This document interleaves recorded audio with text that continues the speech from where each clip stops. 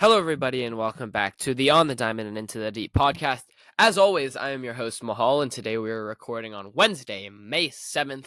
The time of recording is 10:47 a.m., and welcome to episode 64 of the podcast.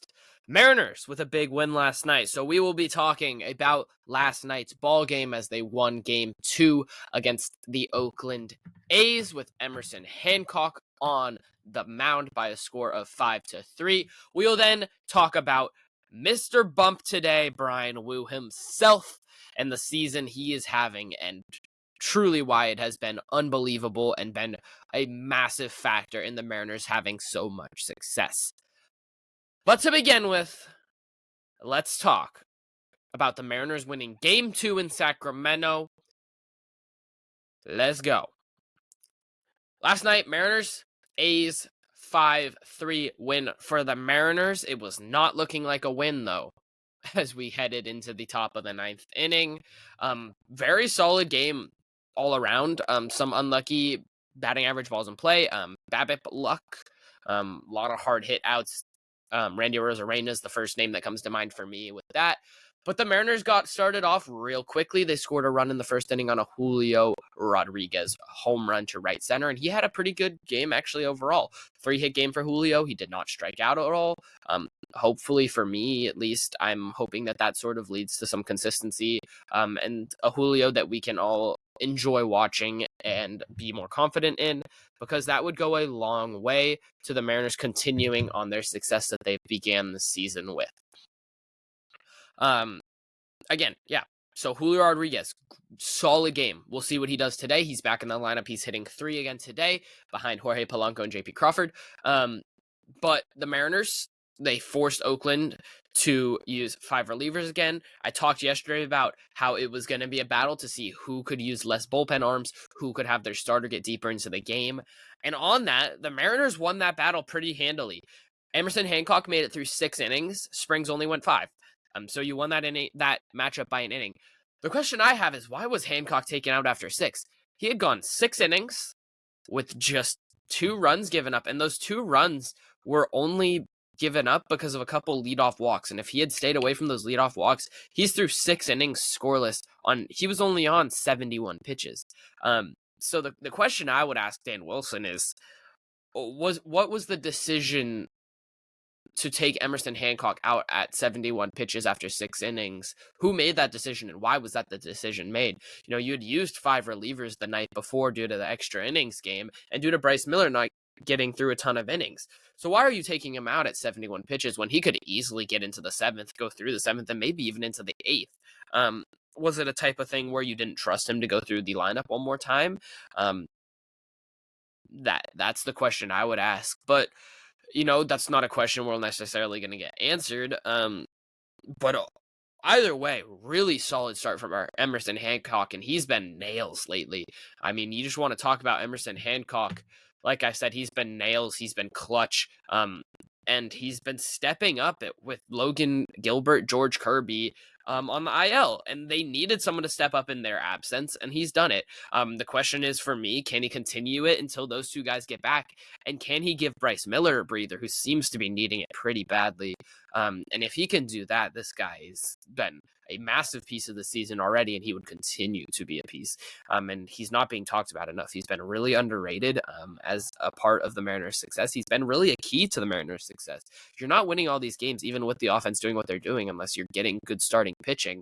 And with maybe your 2 top starters on the injured list, you're having a guy as your 6th starter in Emerson Hancock, who was a very high draft pick, a solid prospect, pretty highly touted at points.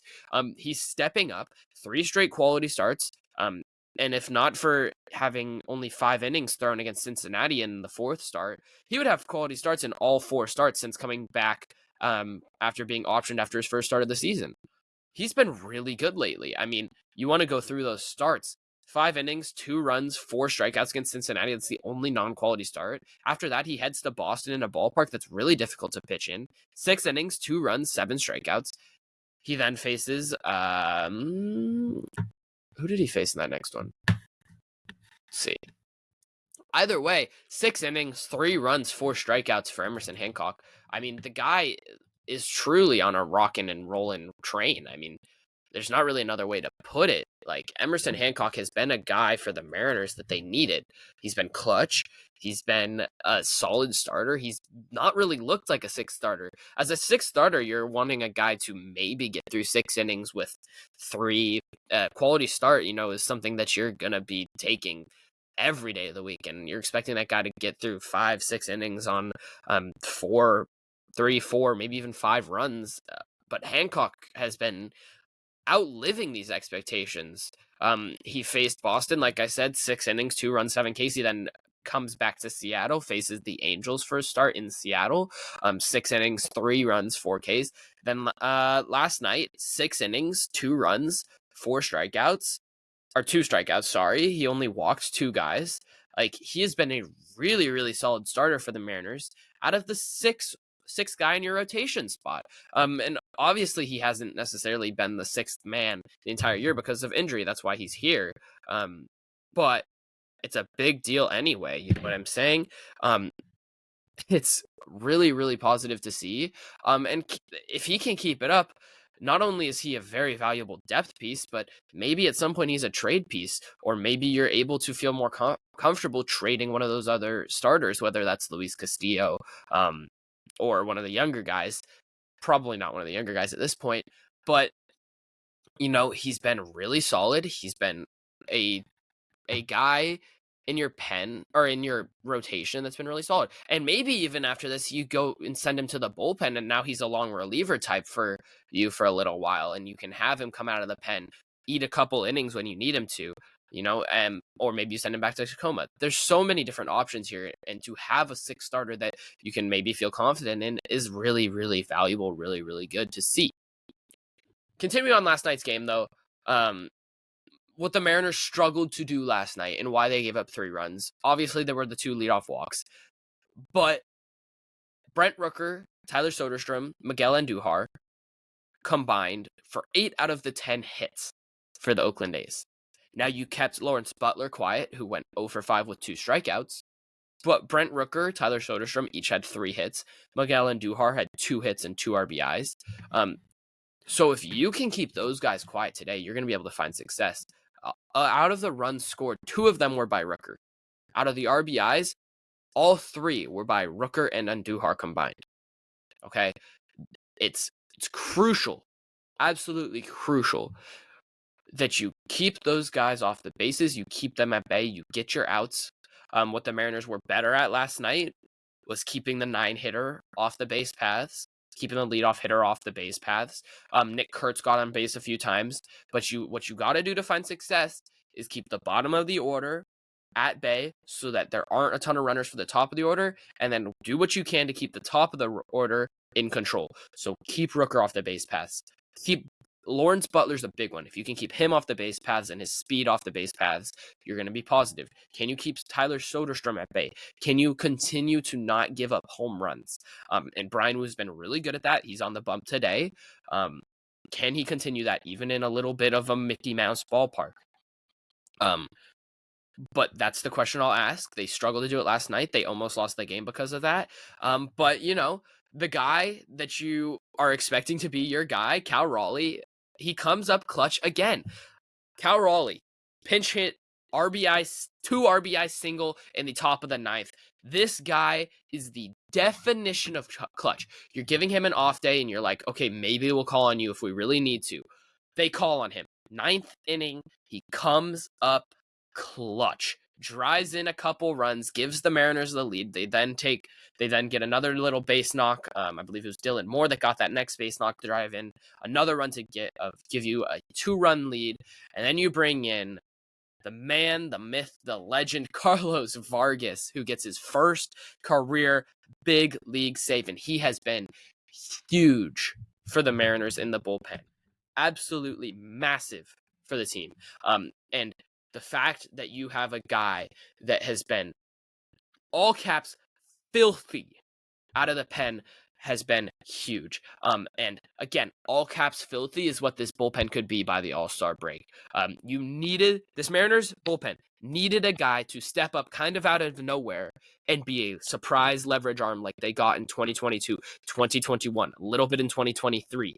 But the biggest seasons where they were able to do it were 2021 with Paul Sewald, 2022, you had multiple guys, whether that was Justin Topa or whether that was who else? Justin Topa might have been 2023.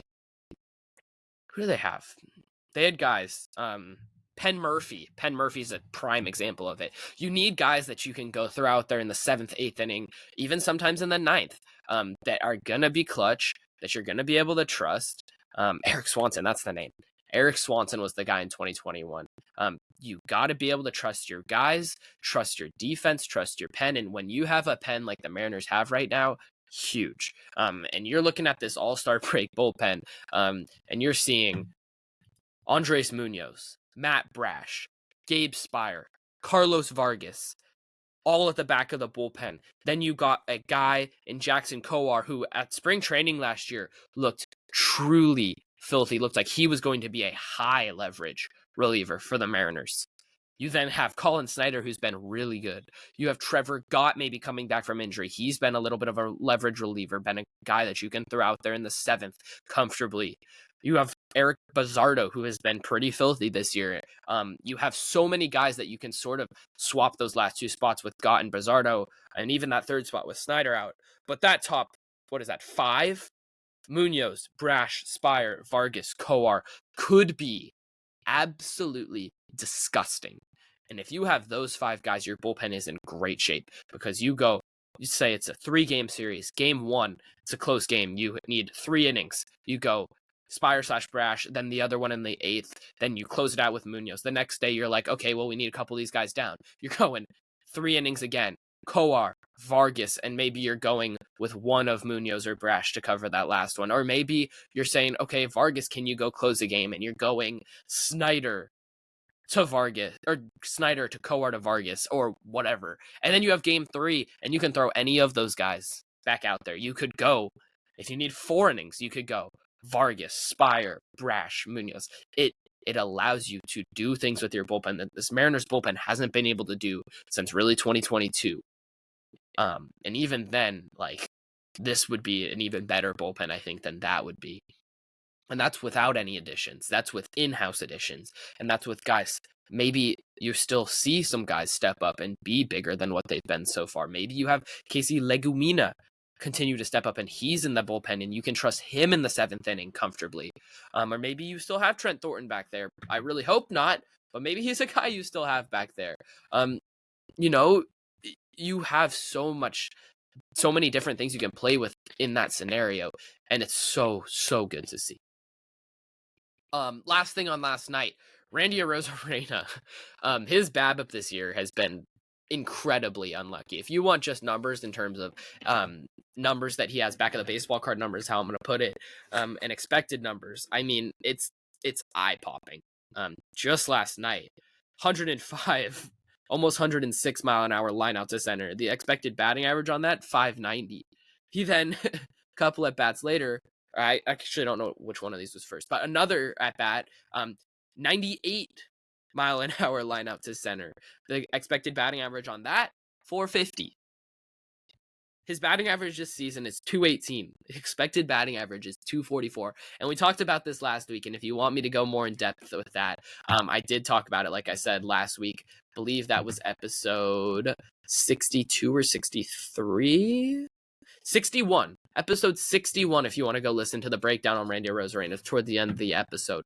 But again, I mean, the difference between his numbers right now and his expected numbers are incredible. The slug is even more incredible. 403 slug. His X slug is 463. And to get those expected numbers, they're taking into account launch angle, exit velocities, stuff like that, where it's like, yeah, more often than not, these are dropping. When you're hitting 106 mile an hour line out, when it's quite literally a line drive that went straight to the center fielder, you put that in the gap, that's an easy double. And that's driving in runs. I believe both of those times there were runners on base. We can go look at the summary of the game last night. But, I mean, unreal, just some of the unluckiness that he's had. Yeah, he had runner on first in the first one with the 98.1 mile an hour. He had runner Julio Rodriguez on first. You put that in the left center, right center gap, Julio's easy scoring from first. The second one, let's see. The second one, when was the second one? The second one had runners on first and second, and he lined out sharply with 2 outs. Again, that's scoring at least 1 run easily, maybe even 2. And that's a difference in a ball game, is just some of that unlucky stuff. And I mean, the way I'm looking at it is it's only a matter of time before these hits start to fall for Randy Arozarena. And when he is at his best, Randy Arozarena is a game-changing, game-altering, season-changing, season-altering, team-changing, team-altering, series-changing, series-altering player. And it's only a matter of time before that shows and he starts to put the Mariners a little bit on his back, even if they don't need him to, where he starts to put the Mariners a little bit on his back and he starts to win them some baseball games with his bat. Because those expected numbers, if he's hitting 244 with a 463 slug, like, yeah, yes, please. Every month of the year, every day of the week, 365, 162. If he's doing that through the season, I mean, this Mariners team, this Mariners lineup is in unbelievable shape. If you want just what he's done this season briefly, he's got a 134 WRC plus right now this year. If he was hitting 244 with a 463 slug, or even if he was hitting 230 with a 440 slug, that WRC plus number is jumping to 150, 160 very easily. He is on his way to pop out of the shell. If he can strike out a little bit less, and he's still providing huge value because his on base is still 367 because he's walking 16% of the time. And I don't want to get too much into Randy Arozarena, but like this guy, it feels like it's a matter of time, and I'm excited to see when that happens because he's going to do damage for this Mariners lineup, and they're going to continue to win ball games if he can do that. If you get him and Julio Rodriguez right, they can put the team on their back even if the rest of the lineup is struggling, and the rest of the lineup's not going to continue at the pace they are right now. But if you have those two guys, they can make up for that, and then you can have those guys sort of take a step back, and then hopefully they take another step forward. This team could be legit good. Right now, they are legit good. They are playing good baseball. But this team has the potential to do some special, special things, and that excites me. If you're watching video, you can see the excitement that I am sort of portraying with my face and with my eyes and with my smile and stuff like that. But like, this team has so much potential, and it's so fun, and it's so exciting, and I can't wait for this stuff to happen because I feel like it's only a matter of time. This feels like it's a year where they could do some special things. They're doing stuff where they're making up for injuries. They are not even close to full strength. You're missing Victor Robles, you're Luke Raley, Logan Gilbert, George Kirby, Gregory Santos, Jackson Kowar, Trevor Gott. You're missing so many guys, and I'm sure I'm forgetting some even too. You're missing so many guys, and it's just like, yeah, you get those guys. Oh, Ryan Bliss, you're missing Ryan Bliss as well. I can't even, there's too many guys to even remember, but you get all these guys back, and all of a sudden, this team is going to do some damn damage. Cole Young starting to hit in AAA, and we'll get into the farm system on Friday, but you bring him up middle to late end of the year, and now you have all of a sudden a second baseman that's going to play solid defense. He's going to hit the ball around the yard. He's going to drive in runs. He's going to get on base. This team has a ton of potential. It's really exciting, and I don't want to get too much into it now because we still have to talk about maybe the most exciting thing today, and that's Bryan Woo.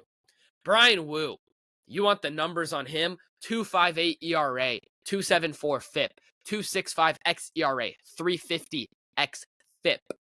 Batting or base on balls, walks per 9 up a little bit. So he still has room to get better. His whip, 0.83, 15th in ERA, 6th in xERA, 3rd in whip, 7th in strikeout to walk ratio, 8th in batting average and balls in play. All of those for qualified starters in the entire league. This guy has been a top 10, top 5 starter in all of baseball this year. This guy has been so good. And if the All-Star game was right now, and if you were deciding All-Star teams right now, you would have Bryan Woo in the All-Star game. He has been freaking believable. And he's going up again today. He's giving the Mariners an opportunity to go win their 9th straight series. And I expect him to go shove. And I hope he goes shoves. I hope the Mariners offense backs him up. And I hope they go win their 9th straight series to come home and face the Toronto Blue Jays to hopefully hit their 10th straight series win. And it's not going to last forever. But with Bryan Woo on the bump in your rubber match against a guy for Oakland who's not the greatest starter in the world, I'm not going to say he's bad, because knowing the Mariners, they could get torched by anyone. But with Bryan Woo on the mound, he's going to give you an opportunity to win no matter who you're facing. You could be facing Paul Skeens, and you would have a chance to win the ballgame because Bryan Woo has been that freaking guy this year. Now, what has he done to attack hitters? He's throwing a, pardon my French, shit ton of fastballs.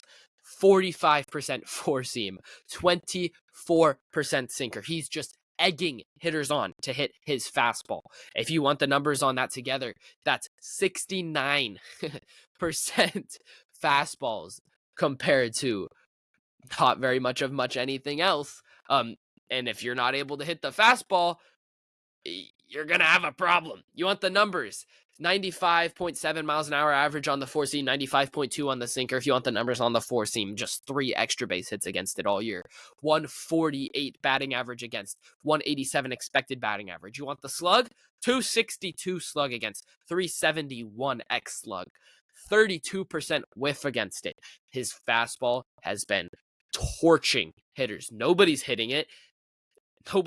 I mean, it's pretty simple as that. If you're not hitting a four-seam fastball, you're not going to be able to hit much anything else. You're going to have to try and cheat, or you're going to have to sit off speed. And either one of those options, not a great option. The slider this year, just 1 hit against, 28% whiff rate. So you can see those 2 pitches in of themselves are filthy. But he has 4 other pitches. He has a sinker. 3 other pitches. He has a sinker that he's throwing 24% of the time and is getting great ground balls. You have a changeup. He's throwing 10% of the time. He has a sweeper. He's throwing 8% of the time. Nobody's hitting any of those. He has been unreal. Just 3 homers against Bryan Woo all year so far. Nobody's pulling the ball in the air. Just 9%, almost 10%. Just about 10%, 13% pulled ground ball rate. Nobody's pulling the ball. Everybody's flaring it over to the opposite field. 38% opposite field in the air percent. That's late swings. That's flyouts to the opposite field. That's uncomfortable at bats. Bryan Woo is dominating so far this year, and it has been absolutely fantastic and amazing to see. He's thrown about a third as many four-seam fastballs as he did last year. You want the run value on that? It's already at 6. What was it last year? 14. He's nearly half of the run value he had on the four-seam fastball last year, and he's thrown about a third of them. So, I mean, he's been good. Sinker is the only pitch that he has with a hard hit rate over 35%. It has a 60% hard hit rate. Everything else is 33% or below. You know, he's walking hitters more than he did last year. Still in the 87th percentile. He's striking out guys. A big difference from the 36th percentile last year to the 72nd this year. 21.4% to almost 26% this year. He's in the top 30% of the league in hard hit, walk, strikeout percent, average exit velocity, fastball velocity, expected batting average, expected ERA. And when you're in the top 30% of the league in hard hit, walk rate, strikeout rate, and average exit velocity, you're doing something right. So obviously he's doing something right. 97th percentile in pitching run value, 95th percentile in fastball run value, 87th in breaking ball run value, 67th in off-speed run value. The guy has been dominant. He has quality starts in all but one start. And in that one start, 6 innings, 5 hits, 4 runs, 1 walk, 6 strikeouts against San Francisco.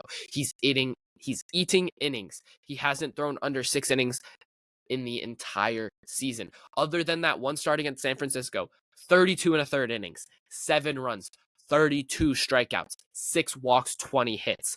He has given up 26 base runners and struck out 32. When you have more strikeouts than you do base runners, yeah, you're going to be a freaking good pitcher. And Bryan Woo has been a really good starter, and he's allowing the Mariners to win ball games. He's putting them in a position to not only win ball games, but win ball games easy, rest up their bullpen, and so much more. This guy has been a mainstay in the rotation. He's been clutch. He's been everything you could have asked for and more in the rotation, and it has been so fun to see. He's so fun to watch. He's on the bump again today at 12:30. This will get out before that, and I'm excited to watch him and watch them as hopefully they go win their 9th straight series and take a 3-game lead in the American League West as we head into May 8th. Thank you guys so much. This has been episode 64 of On the Diamond and Into the Deep. As always, I am Mahal. Thank you so much for listening. And as always, if you haven't followed the socials at Diamond on Deep on Instagram, Twitter, YouTube, TikTok, all of that. And if you're listening to the audio form on Apple Podcasts or Spotify, go get the video form as well on YouTube. And if you're listening to you, or if you're watching this on YouTube, go get the audio format on Spotify or Apple Podcasts. Leave a like, 5-star review, subscribe, follow, all that jazz. And we'll be back tomorrow to talk about the rubber match against Oakland and the series this weekend against Toronto back at T-Mobile Park. As always, this is Mahal. Thank you guys so much for listening. Go Ems, and peace.